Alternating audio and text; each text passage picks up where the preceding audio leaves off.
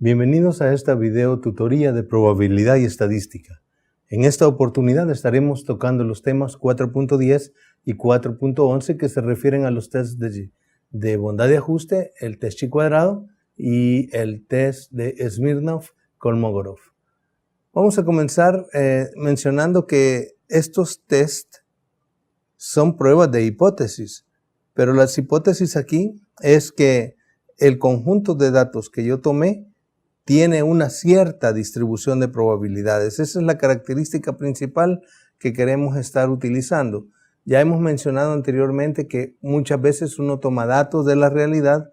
Digamos que estoy observando el número de clientes que llegan a un cajero electrónico en un determinado periodo de tiempo. Por el hecho de estar observando ese tipo de caso, como yo ya identifico que los clientes llegan de manera independiente unos de otros, entonces el número que llega en un periodo de tiempo sigue una distribución de Poisson.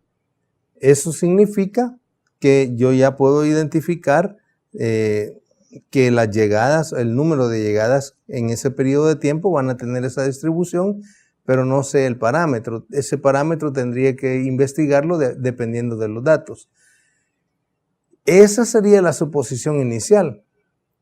Entonces, ¿qué hago yo? Tomo datos del número de llegadas en el periodo de tiempo y ya tengo esos datos, y como yo ya estoy diciendo que va a comportarse de manera Poisson, entonces yo ya tengo mi distribución supuesta, que es mi teórica, digámosle así, que yo conozco cómo funciona la Poisson, sé su forma de cálculo, tanto de probabilidades individuales como de probabilidades acumuladas. Tengo la formulita para calcularlo y lo puedo aplicar. Incluso puedo ocupar el ambiente computacional R que ya tenemos como herramienta de apoyo para realizar estos cálculos. Ya sé cómo hacerlo. El asunto es que si yo estoy, digamos, esto en un proyecto de informática, por decir algo, entonces yo necesito incorporar esa distribución a mi código, y de tal manera que dentro del código yo pueda estar generando aleatoriamente números que están representando el número de llegadas en ese periodo de tiempo para hacer algo con ellos en el programa. Entonces, para todo eso me sirve esto, ¿verdad? Yo necesito validar que los datos siguen esa distribución, porque pudiera ser que no la sigan. O sea, que yo sepa que el número de llegadas es porque, digamos, yo ya tengo la teoría de que cuando la distribución de Poisson lo que cuenta es el número de eventos independientes que ocurren en un periodo de tiempo, pero conociendo la tasa de ocurrencia. En este caso yo no conozco la tasa de ocurrencia, pudiera ser que sea otra la distribución de esos datos. Pero mi primera opción es probar que eso sigue una distribución de Poisson. Entonces, ahí estaríamos, digamos, como cubiertos en cuanto a para qué sirve todo esto, ¿verdad? Porque lo mismo sucede para los tiempos entre llegada, que son exponencialmente distribuidos, y la exponencial tiene un parámetro que es lambda, y la de Poisson también tiene un parámetro que es lambda. Entonces yo puedo hacer, digamos, estos estudios y validar que mis datos siguen ciertas distribuciones. Para eso sirve, básicamente. Entonces, bueno, vamos a proceder con este ejemplo. Es un ejemplo le voy a llamar así, de libro, porque es un ejemplo que solo evidencia, digamos, la estrategia o la técnica, el método, y me muestra cómo es que yo debo realizar los cálculos para que yo pueda entenderlo. Entonces, todos conocemos un dado. El dado tiene 6 caras y pensamos que todas las caras son igualmente probables. Entonces, pero ya hemos visto que los que hacen en las películas, los que hacen trampa en ese tipo de juegos, cambian los dados y ponen dados cargados, le llaman ellos, de tal forma que unos lados son más probables que otros. Claro, se lanza, a veces caen de otro lado, pero la mayoría de las veces está cayendo de los lados sobre los cuales está cargado. Entonces ahora se me pide que verifique si un dado está calibrado o balanceado o que no es cargado. Es decir, teóricamente estamos suponiendo que los resultados de los lanzamientos Sí, en una distribución uniforme discreta. ¿Por qué uniforme? Bueno, porque todos tienen la misma oportunidad de ocurrir, supuestamente. El 1, el 2, el 3 hasta el 6 tienen la misma oportunidad de ocurrir. Y como la imagen del 1, digamos, a través de este método va a ser su respectiva probabilidad, la imagen del 2 igual, la imagen del 3, entonces todos tienen su misma probabilidad y como solo son 6, 1 entre 6. Hay dados que tienen más lados, ya no serían de 6, sino que hay de 8, hay de 12, como lo que se puede apreciar en la carátula del curso, los dibujitos que aparecen en el lado izquierdo de donde está el nombre del curso. Esos son otros tipos de dados con más lados. Y claro, se enumeran igual, ¿verdad? Y hay que tener una estrategia para identificar cuál de los lados es el que ha caído, digamos, al lanzamiento, porque no es como en este, que queda cabal la superficie superior como el resultado del dado. Ahí hay que tener un criterio para decidir cuál es el que digamos, cayó. Y el criterio generalmente es el que uno observa directamente sobre la cara superior. Tiene varias, pero digamos, hay uno que yo puedo ver directamente de mis ojos a la cara superior, la veo exactamente frente a mí. Y ese sería el resultado de un dado de ese tipo. Bien, entonces, para verificar que esto es cierto, se hace un experimento, ¿verdad? Y el experimento fue lanzar 120 veces el dado y anotar qué cara se dio en cada lanzamiento de los 120. Entonces aquí tenemos los resultados escritos de esta manera, en pares ordenados. En el primer componente del par está la cara. Entonces tengo 1, 2, 3, porque son 6 caras. Y al lado de cada cara está su total obtenido de los 120 lanzamientos, cuánto se obtuvo de esa cara. Y aquí vemos que de la cara 1 se obtuvieron 20, de la 2 22 y así. Vamos a ver la solución. Si un dado está balanceado y se lanza 120 veces, se espera que cada cara caiga exactamente 20 veces. Esto ya es un resultado porque es el valor esperado de este experimento para cada resultado posible. Como este es un caso de varios valores, digamos, no es como el de cara y sello de la moneda que solo tiene 2 y cada lado tiene igual probabilidad de ocurrir, que sería un medio. Aquí cada lado tiene la probabilidad de ocurrir, que es un sexto. Si yo voy a hacer esto 120 veces, el n en este caso fue 120 y el AP, la probabilidad es un sexto.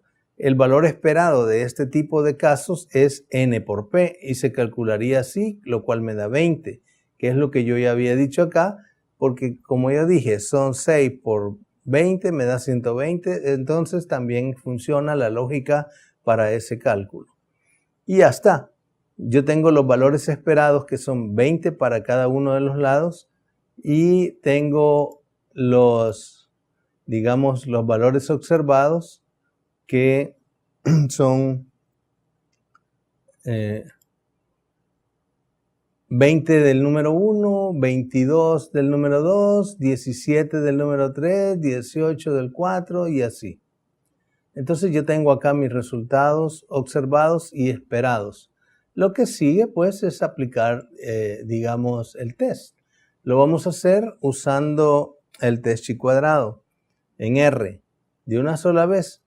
Yo, si quiero saber un poquito más de cómo usar el test, debo digitar esto en R, help entre paréntesis y dentro del paréntesis entre comillas el nombre de la función que quiero evaluar o estudiar en la ayuda y es esto entonces lo que obtengo.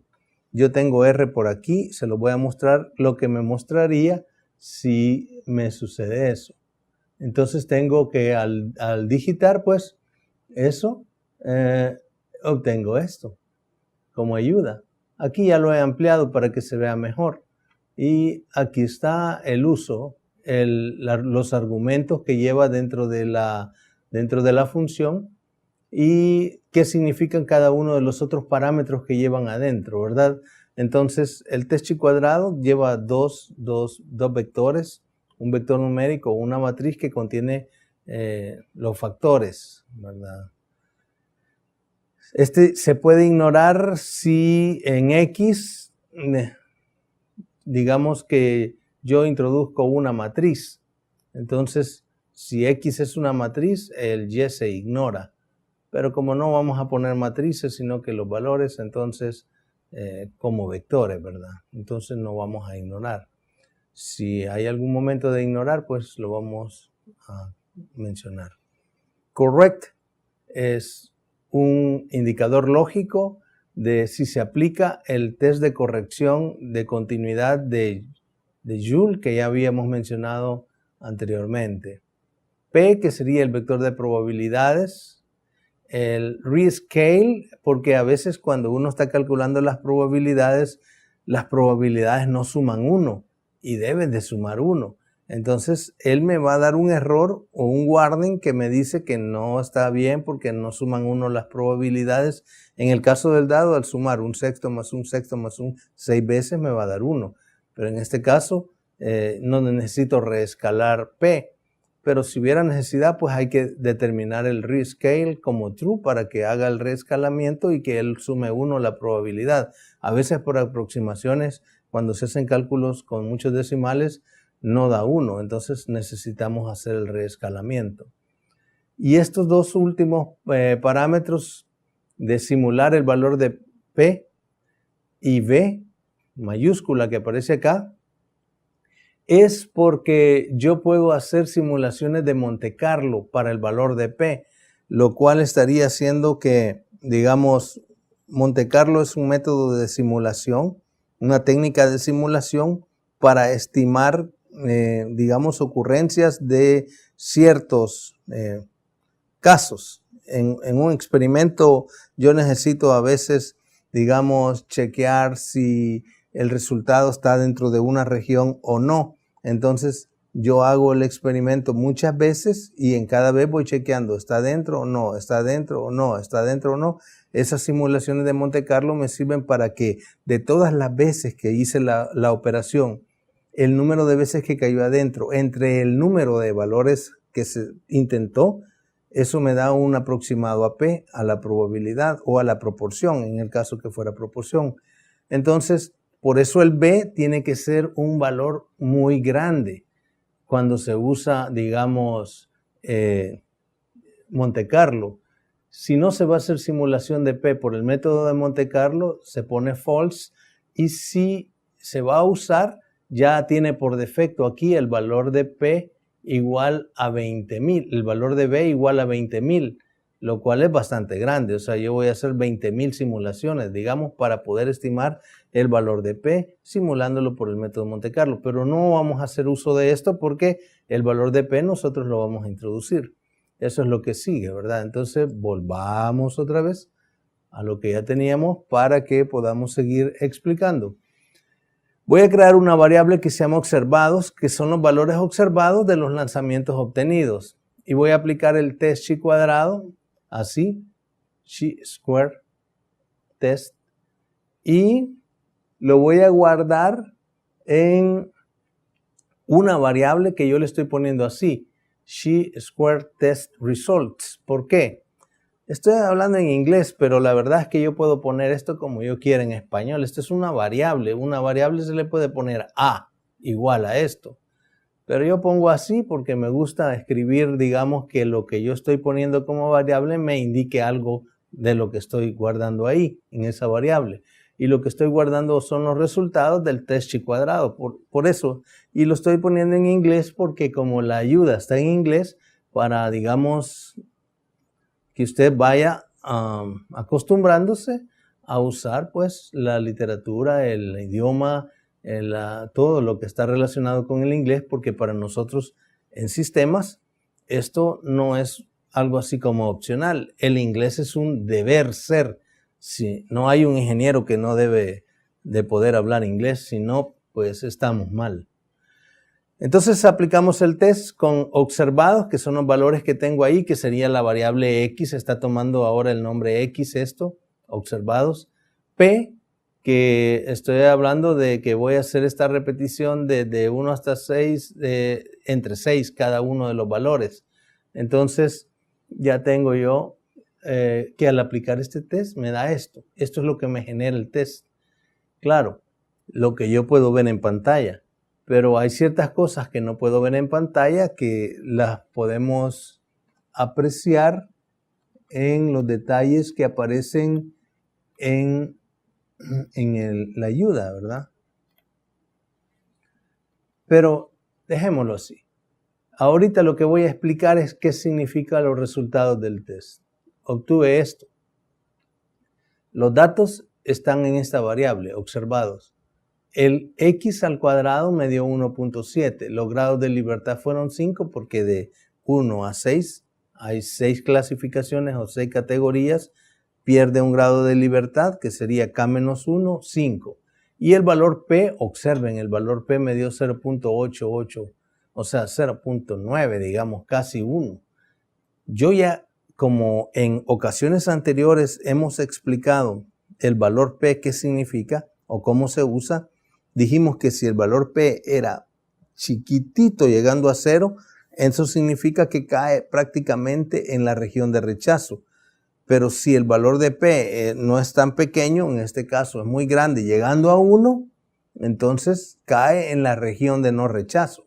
Lo que significaría que el valor p, al ser este valor 0.889, indica que no existe evidencia con los datos de la muestra tomado para rechazar la hipótesis nula. Entonces el modelo puede decir que ajustó bien y que el dado no está cargado o que todos los lados del dado son igualmente probables, o lo que decíamos, ¿verdad? Al principio. No se tiene suficiente evidencia para rechazar o decir que el dado no está calibrado. Eso serían como digamos, las conclusiones. Bien, voy a ver un poquito más con detalle la ayuda, porque me interesa que nos adentremos un poquito en ella. Usted va a ver esto con más detalle en la ayuda de R. Esto es, digamos, cuando yo despliego la ayuda, me muestra todo esto. El uso, los argumentos, y aquí va describiendo, ¿verdad? ¿Qué significa cada argumento? ¿Qué significa correct? ¿Qué significa P? Y todo lo demás. Entonces, X es un vector o matriz. Si es matriz, dijimos que Y se ignoraba, ¿verdad? Se ignora si la X es una matriz. Pero si no, X y Y se consideran como factores y ambos debieran tener la misma longitud, ¿verdad?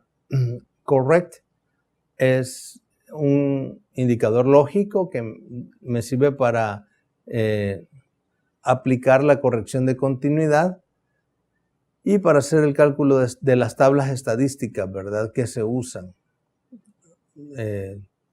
Digamos que si no hay correcciones o si, digamos, yo no necesito esto porque ¿para qué sirve el corrector de continuidad? Bueno, para hacer mucho más exactos los cálculos de los intervalos de confianza que estén relacionados con la expresión que se está calculando. No necesito eso aquí. P es el vector de probabilidades de la misma longitud del X, ¿verdad? Porque son las probabilidades de los X. X se supone que son los resultados del experimento o de lo que esté observando. Bien. Rescale, ya hablé un poco. Simulate P también, B también. Entonces quiero entrar a esto, a los detalles. Si X es una matriz de una o más columnas, o si X es un vector y Y no se da, entonces se hace, me estás diciendo cómo es que va a aplicar. Si solo doy X y no doy Y, como en el ejemplo que acabo de hacer, entonces se aplica un test de bondad de ajuste para X, tratado como una tabla de contingencia unidimensional. Y las entradas deben ser enteros no negativos en X. En este caso, pues, la hipótesis que se está evaluando es si la población, probabilidades, es igual o no a P, ¿verdad? O que todas, digamos, son iguales a P si P no se da. O sea, porque a veces P no se da. Entonces, si no se da, entonces que todas son iguales. que todas las, digamos yo bien pude haber no puesto P y usted lo puede verificar y va a ser lo mismo, porque se va a suponer que todas las probabilidades son iguales. En este caso, iguales a un sexto, aunque se puso el valor específico un sexto ahí, ¿verdad? Si X es una matriz de al menos 2 filas y 2 columnas, entonces se hace una tabla de contingencia. Y aquí se pasaría entonces a otro tipo de estudio donde se hace test de bondad de ajuste por tablas de contingencia. Aquí hay ciertas restricciones en las tablas de contingencia y es que cada valor dentro de la tabla no tiene que ser muy pequeño, tiene que ser por lo menos 5. Entonces, eso me sirve para que yo pueda identificar si los valores que están dentro de la tabla están cumpliendo o no. Si no se cumple, entonces yo puedo hacer ajustes y agrupar, digamos, sectores de la tabla de tal forma que el consolidado de lo ajustado sea mayor que 5. Bueno, esos son detalles que se explican también en el documento impreso.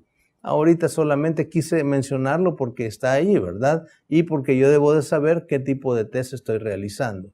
Luego, digamos, voy a dejar hasta ahí y usted puede seguir estudiando la ayuda para que sepa lo que vamos a realizar.